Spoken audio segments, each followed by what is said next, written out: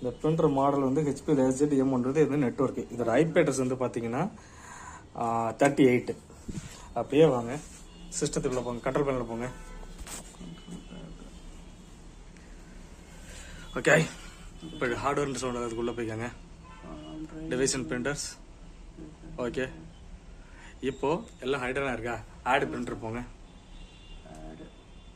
Add printer. இப்போ network உள்ள search பண்ணுங்க.